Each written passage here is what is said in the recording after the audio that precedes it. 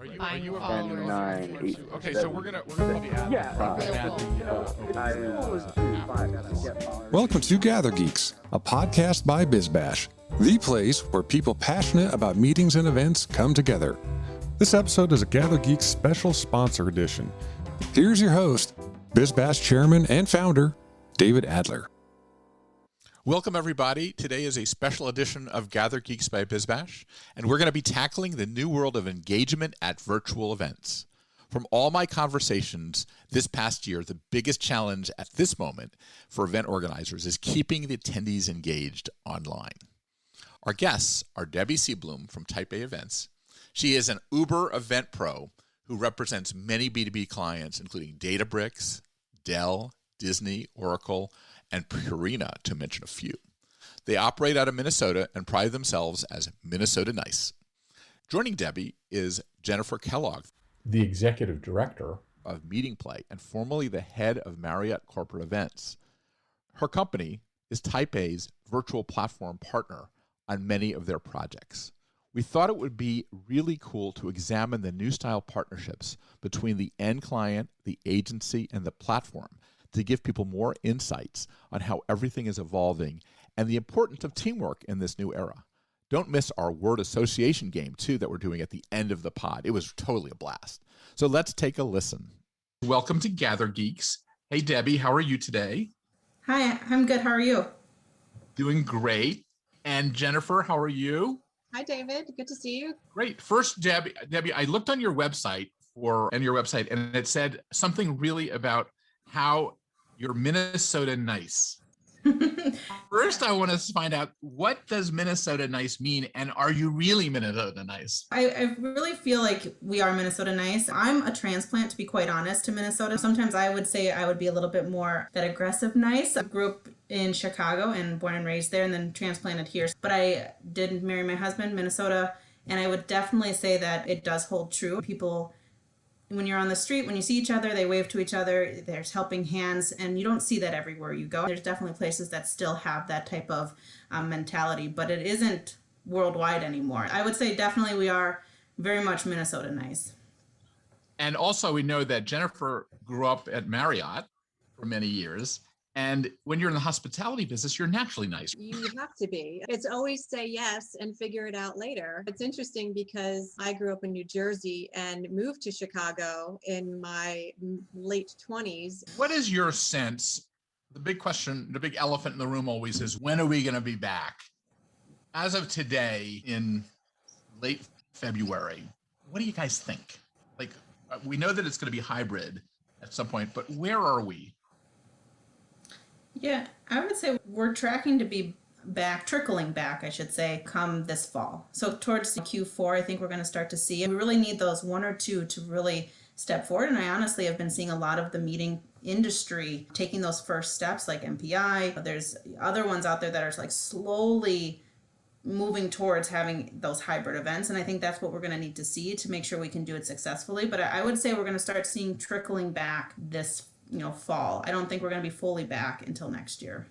I agree. I think what we were anticipating was at the beginning of the year, we'd start to see a lot of customers looking for hybrid in Q2. And we are starting to get questions about it at MeetingPlay, but really we haven't seen any large drive to hold hybrid until the fall and Q4. And then that I anticipate carrying on into 2022 in a hybrid environment. So when we go back to true full in-person, probably will be well into next year. Into next year. You think the same thing, Debbie, or is that what your clients are telling you? Yeah, I think, I honestly don't know if the virtual world is ever going to leave us, especially in some of the markets. I think what we've been able to see is how global we can become. When you used to be in just an in-person event, you were restricted a little bit. Yes, everyone could fly everywhere, but people didn't have the desire to do that sometimes. So I think in some of the markets, we're going to see a global or a virtual piece stay because we were able to touch global markets where we never were able to touch before. And it's hard to go back once you see what that can do to your brand and to your event. Yeah. Before we go into the next level, I want to sort of set the stage in terms of, we've got two incredible professionals in our industry here who have lived through in real time the crisis and the opportunity. Why don't we have Deb give us a little bit of what is Type A events and what is the nature of an event agency today and how has it changed? You told me a little story yesterday about March 14th, everything like came to a close and you didn't know what to do, but you persevered. I would say Type A, we're an agency. We are full planning, full service. I would say boutique agency. We hone in and work and partner with our clients. I would never want to be a vendor to anybody. And if we were a vendor, that would not be a good business relationship for us. We're definitely partners with all of our clients. And we do everything from start to finish, user conferences, incentive trips, CKOs, things like that. So we're fully in the portfolio of most of the corporate America and their event portfolios. And when you talk about your partners with your clients, do you see the trend where these big companies say, we know how to make our widget great, but we're not so great at the other stuff. And they're happy to outsource it now, as opposed to we're going to do it all in-house and own it. And we're going to do things we may not know how to do that well, but we're going to do it anyway in-house. Yeah, I would definitely say that we're seeing everyone almost take a reset, to be quite honest. Everyone had to think and go a little bit more introspective on who we are as companies, whether you're a small agency, a large agency, a corporate environment, and really who are we? What do we want to do? And what do we want to do? And I think we've learned to not be everything to everybody all the time and to really hone in on what we do well and to excel at it. And I think that goes for any of the different sectors. And if they don't feel like they're doing it well, they are looking for agencies or contractors or someone who can be the best at what they do and be that A team. I think is what we're going to see a lot of coming out of a lot of the pandemic is the top performers, those people who really know what they're doing and can do it well, whether it's a person or. Jen, tell us a little bit about MeetingPlay. And then Debbie, I want to find the moment. I want to hear from you about how you discovered this new world and how you guys got married, because you're doing a lot of stuff together. Oh, yeah. So go ahead. Let's talk about what MeetingPlay is and how you evolved quickly, and then we'll move on to to Debbie to talk about how it connected. And then we're going to go into the nuts and bolts of what works and what doesn't work, because that's what people really want to hear. MeetingPlay is a virtual event technology company. And at the beginning, 8+ years ago, this developed from the need to have some sort of engagement technology at events. Back in the days when we didn't have mobile apps, for events, and we didn't really know what that meant or how that could benefit us. MeetingPlay was the one at the forefront of, hey, this is something that you need. This is something that really will help engagement at events. And stayed along with that idea for quite a long time until March of last year, when, as we're all using the same term, but had to pivot to figure out, okay, now that we're not having events, we can't use our mobile app. So what do we do? And I think the nature of the fact that as a company, we are so ingrained in the engagement piece really is what led to our current success. We took a platform that worked extremely well in a mobile capacity, and we turned it into a virtual platform. All of the same components to start out were part of the virtual platform. We just lifted and shifted. And then from there, really looking at, okay, what else can we add? What else can we do? How do we enhance this engagement? How do we make this appealing to people who have to sit in front of their computer screen and be engaged for hours? And so ever since March, it has just been a snowball effect of new enhancements, new features, different ways of engaging audiences, different ways of figuring out what works for this client versus that client, and really has been very successful for the company as we continue to raise the bar, as we always have, to come up with those new exciting features that maybe other companies don't have, and really achieve and make sure that they are at the forefront of technology. And what I've seen sometimes, the big stories that I hear is people have gone from having like 3,500 person events, which are huge, to 70,000 people events. And how do you adjust that way? It's kind of crazy to service that whole different type of world. Well, and it's quite frankly a lot easier, of course. To have an in-person event for 70,000 attendees takes quite a lot more than a virtual event. But as Debbie mentioned, I don't think that we're going to 100% go back to in-person either. I think that the engagement that the virtual platform can provide in an in-person environment, there's a lot there to unpack and to really pull through in an in-person environment, but also reaching those global markets and reaching all of those folks who either can't physically fly for one reason or another, can't afford the expenses of going to a conference, but also you're just reaching so many people all at the same time, and there's nothing that compares to that. That's great. So how did you, Debbie, find MeetingPlay, and what was your journey to the virtual world?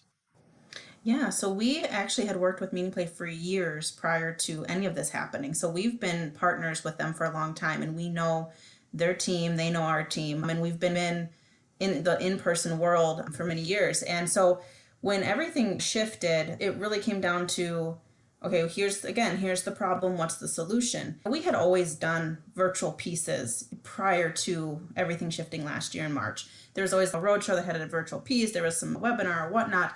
And there was always that element, but not in the same scale as what happened in March, where we had to take these fully, designed and experiential in-person events and turn them into a virtual environment. And I think that was the new challenge. So even with the fundamentals of knowing some of the basics, having to shift that. And when we looked at who our partners were, we did look to MeetingPlay because we knew who they were. We knew what kind of agency they were. They were very similar to the way our agency is as far as what our goals, objectives are, how we treat clients, our customer service. And I think it was just a perfect pairing. And really, we knew we had to do it. We knew this is what the goal was, this is the objective.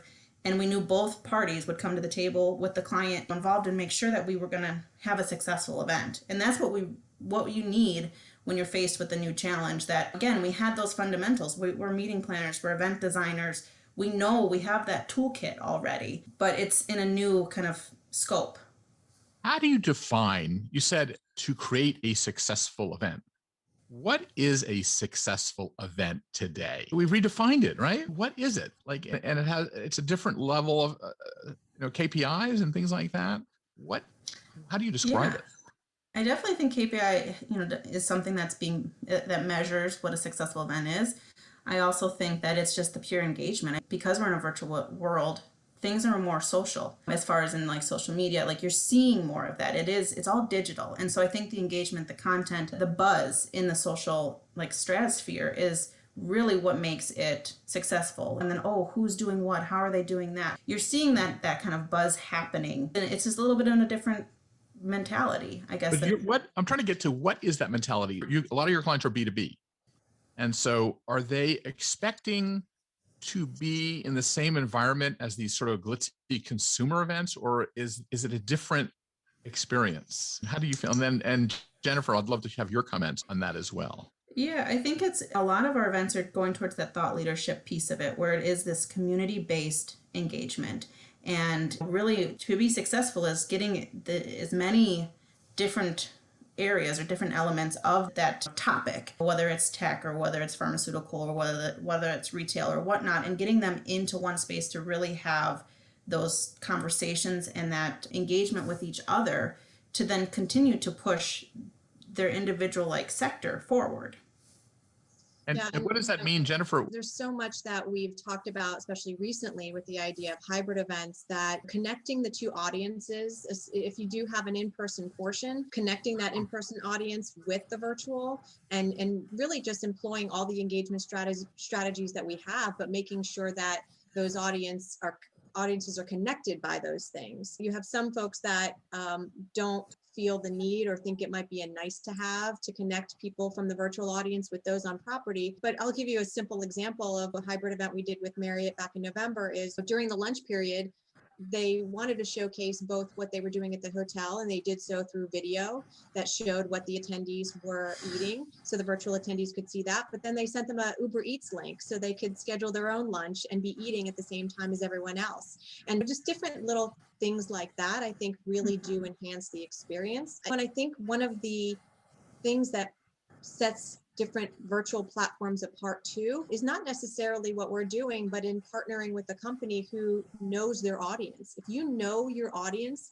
and what features will be the most engaging for the attendees, it's quite a bit different when you're talking a tech company versus an association. I've been involved in many events where if you know that audience, and this group over here loves celebrating, loves networking, loves all those little, even kitschy things that you can do in a platform or an event, and they love it, then amplify those. And if you've got a group that really is about learning and the knowledge share and all of those pieces, well, then all of these breakouts and all of these interactive or peer-to-peer sessions are going to benefit them. But knowing that audience and amplifying those aspects can be done in a virtual platform, a hybrid platform. The sky's the limit. Debbie, why don't you play that a little bit for your clients? You have Databricks and things like that. What are the things that are specific to a certain type of client? Let's say take a tech client.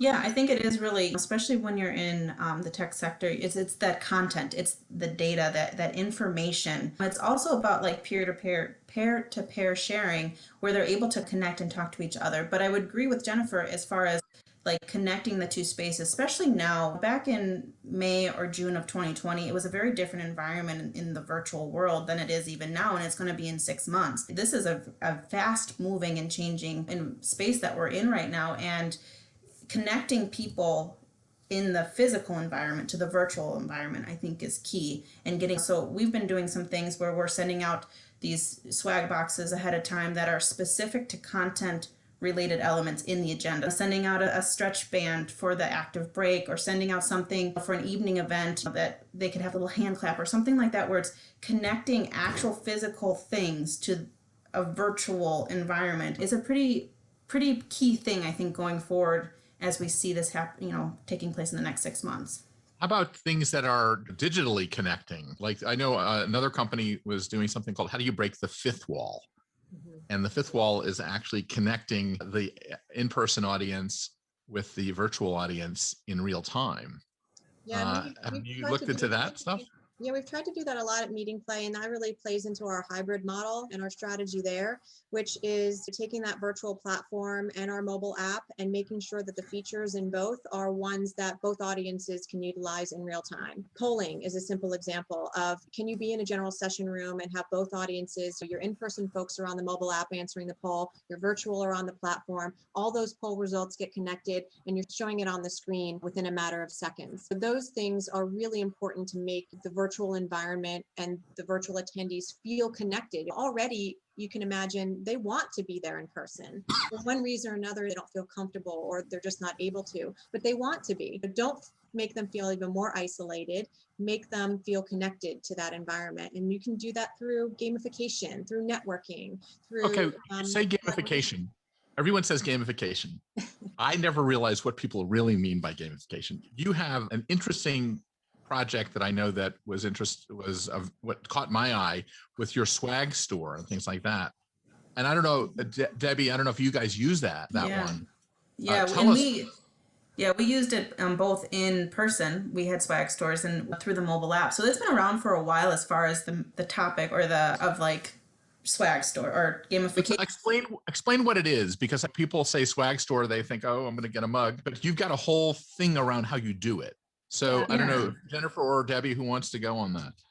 Yeah, I can talk about the technical side, and then Debbie maybe more from the experience side. But really, when you give the audience an opportunity to gain points, whether by checking into a session, clicking into the social wall, posting a picture, there's different metrics to that. But what was happening is you'd have sometimes these overzealous folks who were all about the points, and they'd start racking up the points. And after day one, there'd be the top 2 or 3 people at the top of the leaderboard, and everyone else would feel like, oh, I'm never going to get there. And so it made other folks feel like they didn't want to participate anymore. So the way around that is really attaching points to correlate with dollars, really, swag store dollars. So they can take their points and everybody's a winner, right? You can go into the swag store and use your points to buy a product that's in the swag store, or buy an experience, or buy a digital learning session. And that's the way that everybody can gain something from that experience. And in terms of the swag stuff that you sell, what kinds of things are there that are like the best sellers? T-shirts, I would say, are the best seller. That was in person, but also virtually. People want that mark in time, and that in an event is actually a T-shirt with that date, with that saying or theme or whatnot. And that's still the biggest swag item. Does humor sell, or is it stature, or is it like what is the thing that people really want? Yeah, I think it really depends on the client, to be quite honest, and that audience and what they're looking for. Some just want to have that date and time and saying I was there. But a lot of clients are really gearing towards like their voice, their brand voice. And how does that relate on a t-shirt. And so people want to almost have this as a badge. As far as that year, it was about that and that messaging and that topic, and it was relayed in this type of saying or whatnot. So that would be probably what we're seeing more and more, is that little kitschy saying or that message. And then, oh yeah, I was there too. And it works really well for brands as well, because people wear those more often than if you just had a generic event 2020 shirt on. You're basically having branding throughout all the time as people are walking around. Okay, I always get all these notepads, which I'm digital. I never use a notepad. Are they still popular or not? Like in the swag store, you'd know in a minute if there people buy that stuff. No, notepads I would say are not at all popular. I would say t-shirts, stickers. People are really loving to put stickers on their computers and things like that. And again, it's emulate almost like a badge, this like badge of honor, badge of I've gone to this event this year. And I think a lot of, especially the events that we're working on, we have a lot of repeats. And so they love that they are able to show that I've been to this event 5 times in a row or 10 times in a row. And it is like that badge of event honor. And I would assume that the app remembers you and things like that pretty well. And are you giving sort of special attention to people that have been over and over again? Or how do you make it different on the technology side? On the technology side, I feel like at MeetingPlay, we're constantly reinventing ourselves. It's an interesting story, but I was a client of MeetingPlay prior to being an employee. And one of the things I loved about them as an event planner was that no 2 of the same events that I might hold year after year were the same in regards to the virtual or mobile app experience, because they were constantly updating, constantly enhancing, constantly offering new and exciting features, and that's no different now. So I think where Debbie's team comes to us with a client perhaps back in April, and now we're approaching April again, guaranteed the site's going to look different, it's going to feel different, there's going to be new enhancements and features, and it just again goes back to what the audience is and what the client's experience wants to be. Could they choose the same types of things that they had before? Sure. But who would want that when you have all this new and exciting stuff coming out, and it showcases to your audience that you as a company, the end client, is more fresh and has these other things that are being offered out there for each of the attendees. That brings up a really interesting question. You know how in event design, you change the decor of the room. In virtual, what is the first thing you do? Is it the skinning of it? Because the experience is going to be changed, but you can't change the platform that much on a regular basis, because the whole idea is it's technology and somebody's got to build it. Right. So what are the things that you can really make it look different? And then who's responsible for that? Debbie, you're the client, and you have a client, and you have a technology partner. Like, where's the seat of power in that, in the experience? I think you're right on with it is reskinning. It is looking at it, and it's some of the learnings of what you've done in the past, and how are we going to change that and enhance it for this next event? Because again, you don't want to rinse and repeat, especially in virtual. It's got to be something new, different. Why am I going to come onto this virtual event? In terms of is that a takeaway? Is that like one of the key takeaways? Don't rinse and repeat in virtual? Yes, I would say so. I think because again, we're already Zoom fatigued. We're already virtual platform a little bit fatigued. So what's going to draw the attention there? How are we going to get people to come to our event and want to see what's new and different? And some of that, it's going to be content, but it's also going to be how you're promoting it, what the design is, what's that messaging coming out from the start, from really that invitation all the way through the post event. So it's not as easy where it's like, oh, I'm going to have that same sofa, or I'm going to do those same colors. It is really, how am I going to reinvent every single time, with having some of the same functionality, of course, because we know what works and what doesn't work, but then also with that functionality working, in tandem with MeetingPlay or with the client. What do we need to? What's the end goal? How do we take this technology that already is working decent or good, or we really like what it's doing, but now we have to solve for this new element that we're trying to push. We want more collaboration, more FaceTime with one-to-one meetings. How do we make that and put it in platform? So I think there's a lot of different things that we're trying to solve for. But back to your question on just who's the decision maker. Ultimately the end client is the decision maker in as far as the final decision makes. But I really feel like in this world it is a little bit more collaborative. It's, let's talk through this. We'll bring together, here's the overall concepting and the image. We'll work with the client or their creative agency and pulling in some of the different things, their brand, their voice, because again, they know that voice and they're doing that every day. And then working with a partner like MeetingPlay and basically, okay, now we have this. How do we make this happen in a virtual environment to the best of its ability? And so it's really about that conversation that's happening versus really any one decision maker. Who's in the room? You finished the event this year, the 2021 is done, and you're off to 2022, and you have to re-strategize. Who at your agency is in that room? It's not just one person figuring it out. Like, just what are the functions and the jobs that may have changed a little bit? What does that room look like? Yeah, I would say it's, at least at Type A, we're very collaborative. So it's not just one person sitting there or two people sitting there. We're a very team-focused environment. And so we have someone who's leading kind of that experiential and creative, someone who's leading a platform and like content and pieces like that, production. And so we're honestly all sitting at the table going, okay, what didn't go well? And what did we learn from it? How are we going to change this? Or what do we just didn't work at all? Let's just scrap that. And having those kind of formative conversations to really, again, make each and every event, whether it's with the same client or different clients, we're learning every single step of the way, new ways to refine it. And I think it's even in a more accelerated timeline than we've ever learned anything else, even in person, because the technology and the asks are like happening so quickly. We're evolving every single day that we're in a digital or virtual setting. What jobs did you not have last year that you have this year? Like, I bet you didn't have a platform guy that was like dedicated to it. You had somebody working with MeetingPlay that was not their main job, probably.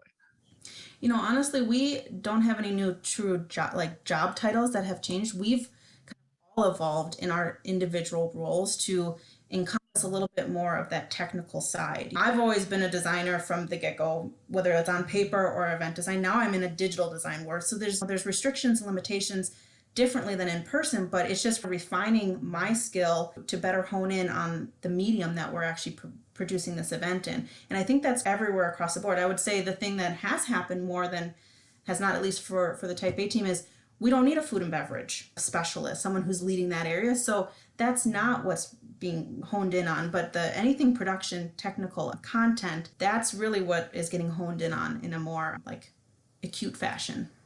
Was there one thing, I'm going to ask both of you, that you learned this year that you're surprised that you learned? Mm-hmm.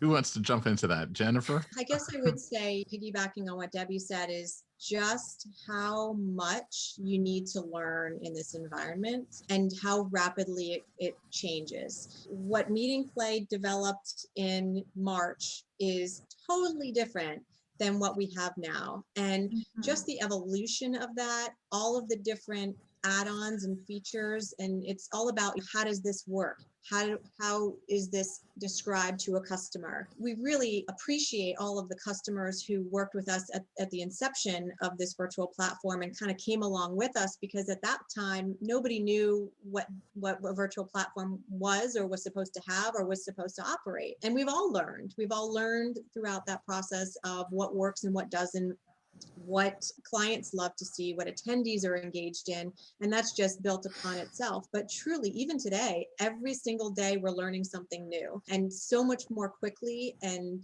fervently having to pick up on that than ever before. Event planning was event planning. We all knew what we were doing and we all knew different aspects, and it was fun to add a little pop here and a different engagement feature there, but it was not at the rapid pace that we have now, and that's really, keeping up with that is really tremendous. And same thing, Debbie, did you have anything that is the same sort of idea that you learning it so much that you can't even figure out what you learned? I would say I would agree with that quite a bit, really. And sometimes we don't give ourselves enough credit for, we'll sit down and go, wow, I actually do know a lot of things I didn't know a year ago. And we forget that because we are moving so fast and evolving as the technology evolves and as the event industry evolves. And so I think it definitely is.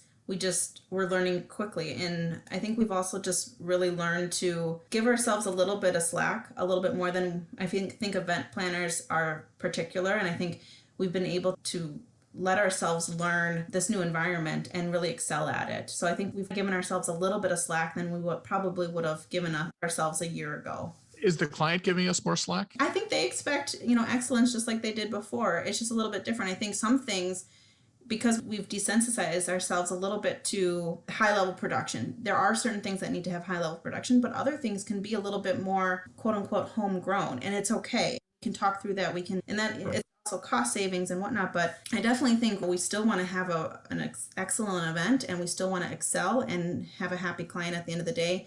So I think that we all are always thriving for perfection, but I think there's certain areas that we can do a little bit differently and it's still really good, but doesn't maybe follow the same parameters as it did when it was in person. I want to get into a whole nother phase of this, but I want to ask the generational question. Is there, when you plan virtual events, the B2B world, they're usually a little older and consumer events could be a little younger. Are you seeing any differentiation between generations in terms of what we're doing virtually? I think when you go and really appeal to the younger generations, then the engagement is increased tremendously. This is a generation that's used to being on their phones all the time, used to having gaming, used to being completely immersed visually. And so to have those elements constantly coming at them in a virtual platform is natural and normal and expected. So that piece definitely tends to be amped up for those crowds versus maybe some of my generation or older who really might be more about, I really want to immerse myself in this session, and I'm not as much about the gaming because that may be more of a distraction than focusing on the content. So yeah, there definitely are some generational aspects that you need to consider. And Debbie, you were talking also about different sector differences, the attention spans and things like that. What is your key learnings on that?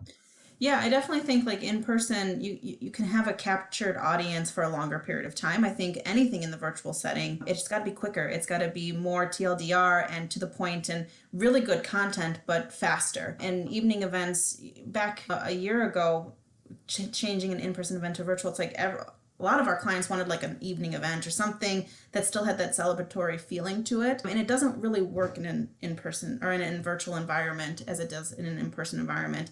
You have to reinvent that. So it's less time, just as much content that's directed towards those audiences, I would say. I wanted to go through a couple of, I wanted to play Barbara Walters here for a minute for both of you. And I want to mention a word and I want to know what pops into your head and what makes them different in today's world. If I say the word incentive events, what comes to mind?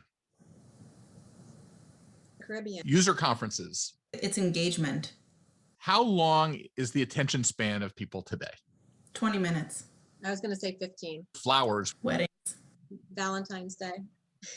Use them, don't use them at hybrid events now. I think you can apply them in a virtual environment. We have different sentiments that we can add into our platform, and it could be a flower floating up on the screen. You can use them, but it's got to be in a more of a modern kind of aesthetic.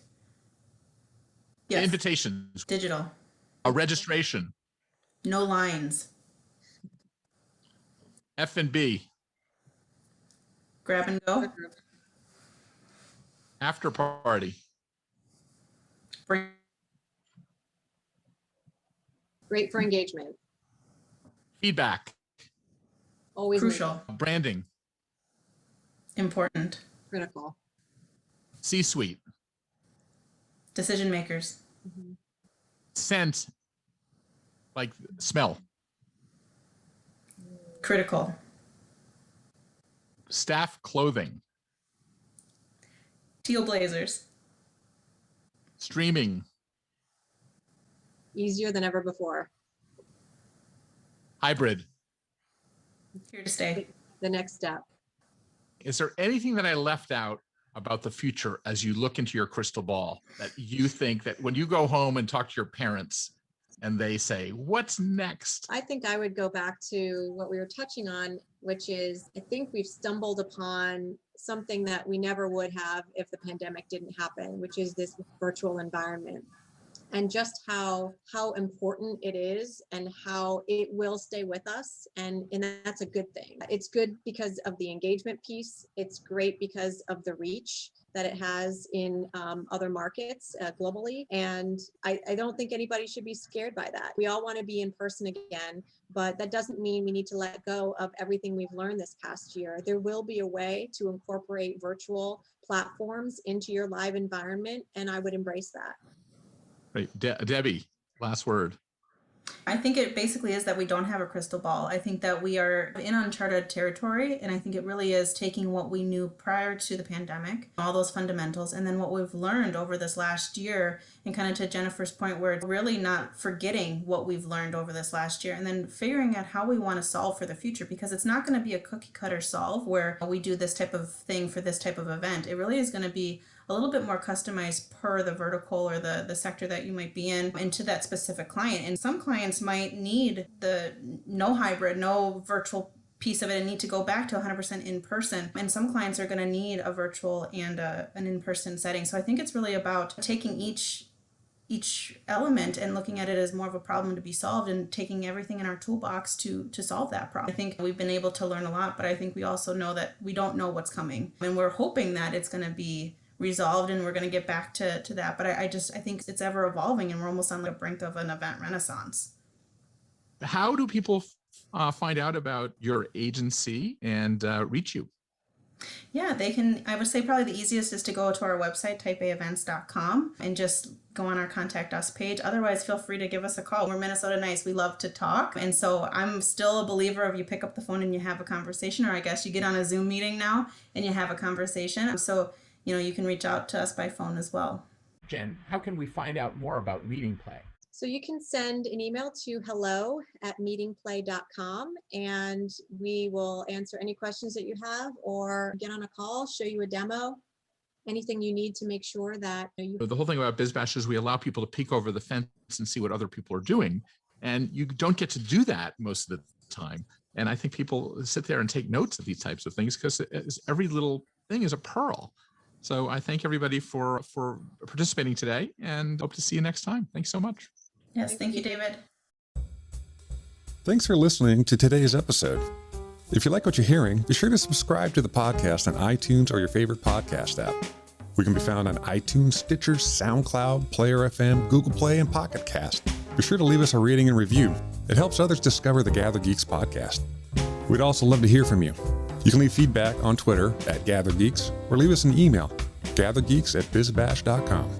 We hope you'll join us again for the next episode of Gather Geeks. Until then, gather on.